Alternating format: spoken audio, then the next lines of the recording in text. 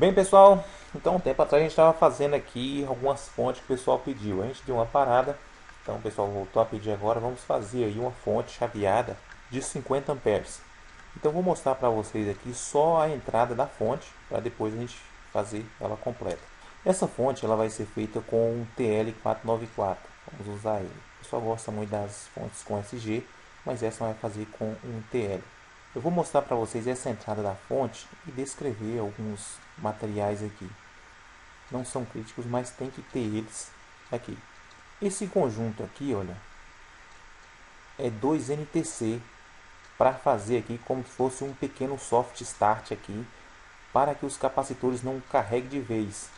E aí termina estourando a entrada da fonte ou queimando o fusível de proteção da fonte também, ou algum componente da fonte. Olha aqui o NTC, olha. Esse 5D11 aqui, o que a gente vai usar é esse 10D20 aqui, ó, que a gente vai usar. Ele tem um diâmetro de 20 milímetros, ele. 10 é a resistência dele. Quando ele aquece um pouco, essa impedância dele, ou resistividade, como vocês queiram chamar aí, cai quase a zero, deixando a corrente fluir. Então, de entrada aqui, nós vamos ter o sistema de proteção e o filtro. O sistema de proteção pode ser um fusível aí. É sempre bom a gente colocar um fusível ou um sistema de proteção na fonte para caso aconteça um curto na saída, né, essa fonte pare. Então aqui, olha, então aqui a entrada de rede da fonte.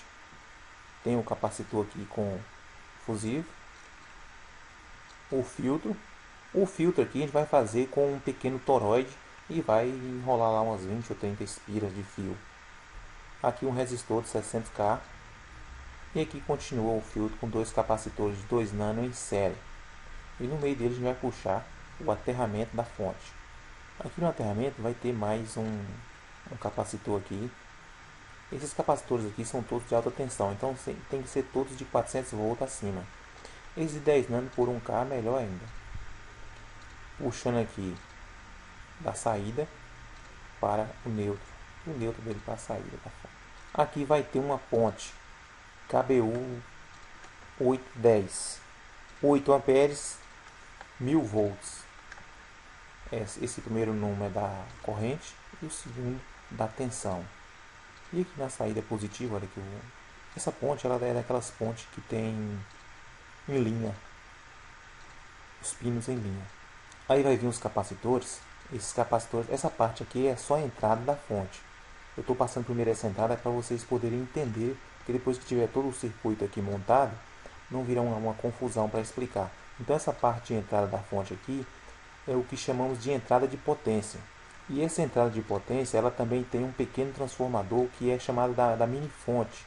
Então essa fonte aqui é que vai ligar, é o que vai ligar a parte osciladora da fonte, digamos assim.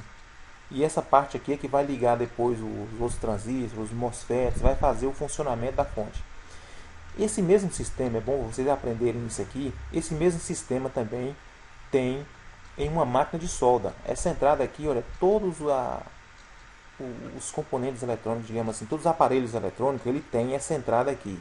Você vai consertar aí um televisor, ele tem essa entrada. Qualquer componente que você vai consertar, um no break ou qualquer coisa aí, você vai consertar, ele tem essa entrada aqui, olha, que é a entrada de proteção, depois vem os filtros, depois vem o retificador, depois vai vir ali o soft start, se for uma fonte, se for uma máquina de solda. A máquina de solda tem esse soft start aqui. Depois desse soft start, ela passa pelo relé e aí o relé vai ligar a parte de potência.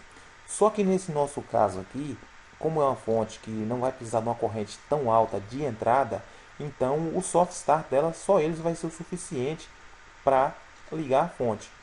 Quando é uma máquina de solda, por exemplo, esse soft start aqui, ele vai atuar para fazer a pré-carga dos capacitores, para não arrebentar a máquina, digamos assim. Aí depois dessa pré-carga feita, a gente espera ali aquele tempo da máquina. Não pode acabar de ligar a máquina e já ligar ela, que ela termina ativando o anticurto dela e a máquina termina desligando por superaquecimento ou qualquer coisa assim. Então sempre iniciamos a máquina, esperamos ela um tempo, depois começamos a trabalhar. Mesma coisa essas fontes chaveadas. Não é recomendado igual o transformador que a gente já liga e já está ali tacando o cacete. A gente liga a fonte chaveada, espera ela estabilizar um pouco. Ali, aí a gente parte para fazer os trabalhos. Então, nesse momento aqui, da pré-carga aqui, isso aqui já vai ser o suficiente também para o trabalho da fonte. Na máquina de solda, ela faz a pré-carga, liga, depois que carregou aqui, aí ela vai ligar um relé de potência, e a partir daquele relé de potência, se todas as etapas estiverem normal funcionando, a gente já vai trabalhar na máquina. Esse pequeno transformador aqui é um transformador de ferrite, é o pequeno que tem. Esse aqui é o transformador da fonte. Ainda vamos ter outro transformador ainda, que vai ser como se o que chamamos de trafo drive. Esse trafo drive, esse aqui é o trafo de comando. Vamos ter ainda um trafo drive desse mesmo tamanho também. Esse trafo drive é o que vai fazer o chaveamento para ligar aí os MOSFETs ou os IGBT ou qualquer coisa que você queira dentro desse segmento aí. Esse trafo drive ele é usado para fazer o isolamento. Então esse trafo drive ele vai receber a entrada dele como se fosse aqui, olha, esse aqui é a saída. Esse caso aqui, esse aqui é a saída para alimentar o circuito oscilador. E no trafo drive, o sinal vai entrar aqui, nos dois aqui, por exemplo, tem diversos trafo drive, é só para vocês entenderem. Vai entrar aqui e lá vai sair para chavear os MOSFET ou os IGBT que queira aí. Nesse nosso circuito aqui, esse transistor aqui, olha, o STD 13007, ele suporta em até 8 amperes de entrada e 400 volts. Só que a gente não vai usar 8 amperes aqui nesse tipo de circuito aqui. Isso aqui a gente vai usar o máximo aqui 1 ampere aí a 2 para o circuito de entrada. Então todos esses componentes do circuito de entrada, eles têm que ser componentes que suportem a nossa tensão. A nossa tensão de rede ela é 220 volts, mas depois que a gente retifica, ela vai aí para uns 300, 310 volts nos picos. Então é recomendado que a gente coloque aqui componentes acima disso. Dessa parte para cá, olha, aqui ainda é 220 volts aqui. É recomendado aqui componentes de 275 volts, 250 acima. Então aqui, os componentes daqui dessa parte para cá, a gente pode colocar aqui até componentes de 270 volts, aí já está bom, 255. 250 a gente termina estourando. Eu já vi capacitores, como está aqui o capacitor aí em paralelo com a rede, está direto na rede. Se a gente colocar 250 volts, ele termina com o tempo estourando com os picos. A não ser que coloque aqui uma proteção anti-surto, que é aqueles picos que dá. Mas é bom colocar o capacitor já aí, uns 300 volts por aí. E dessa parte para cá, da ponte para cá, essa primeira etapa, nós temos que trabalhar aqui tudo com componentes que suporte aí mais de 300 volts. Que é no caso do transistor, os resistores, eles não têm tensão de trabalho. Né? Fazer ao caso aspas, porque tem os resistores de fio que é recomendado a gente trabalhar com os resistores de fio abaixo de 1000 volts. Esses resistores de carvão não têm limite de tensão. Os resistores de fio têm pelo fato seguinte, como ele é um fio enrolado ali, um fio de níquel cromo, se a gente colocar uma tensão muito alta nele, aquela tensão começa a saltar de uma espira para outra. Vou dar um exemplo a vocês. Suponha que vocês vão fazer aí um ignitor. Aí pede lá um determinado resistor. Como a tensão dele passa de 3000 volts, se você colocar naquele ponto ali um resistor de fio, e ele é de aí 300, 400 ohm, salta uma faísca de um ponto para outro, devido à resistência ser alta, é mais fácil o caminho, para a corrente saltar de uma espira para outra e termina passando direto e pode queimar o seu circuito. Então tem essas aspas aí. O resistor ele não tem tensão, mas o resistor de fio ele não é recomendado para esse circuito de alta frequência. Todos esses componentes aqui são componentes fáceis de achar. Esse diodo aqui eu estou em dúvida dele. Esse diodo aqui é um diodo Zener de 6 volts. Eu estou em dúvida se coloco o de 6, o de 8 ou o de 9. Mas eu vou colocar esse de 6 aqui. Aqui é o seguinte, olha. A entrada do circuito já vai ser alimentada aqui por esses dois resistores aqui de 620K. Vai ser dois aqui para não ser preciso colocar um resistor tão grande aqui. Vai alimentar a base do transistor para fazer a mini fonte. Só que no caso aqui, se ficar ligado direto, vocês sabem que olha ele aqui, olha. Se ficar ligado direto, a tensão está entrando aqui no pequeno transformador. Está saindo e vai para aqui para o transistor. Vai para o coletor do transistor. Depois o transistor vai descarregar ela lá no aterramento, digamos assim. Ou no menos, que vocês queiram chamar. Então acontece aqui que tem que fazer o corte desse transistor. Porque se essa tensão contínua ficar circulando aqui, nós não vamos ter uma saída aqui. Vocês sabem que a corrente contínua ela não tem uma indução como a alternada. Então tem que fazer o corte. Então para fazer o corte vai ser esse circuito aqui. Então ele já começa a conduzir, cai a zero, depois volta a conduzir. Todo esse circuito aqui de diodo, de capacitor para fazer a frequência e de diodo Zener para fazer o corte. Nessa parte aqui já tem capacitores para uma tensão menor, porque aqui não está mais entrando lá a parte que entrou de 220 volts ou 300 depois que retificou. Esse pequeno transformador ele vai ter aqui, olha, 5 voltas nessa derivação. Quando vocês pegarem o circuito aí que eu for explicar ele corretamente, você observa isso. Vai ter 5 voltas aqui. Nesse outro vai ser 115 voltas, que vai ser a entrada de rede, digamos assim. E na saída dele vai ter apenas 10 voltas. Aí a partir daqui que a gente vai colocar as outras partes que vai ligar a parte osciladora.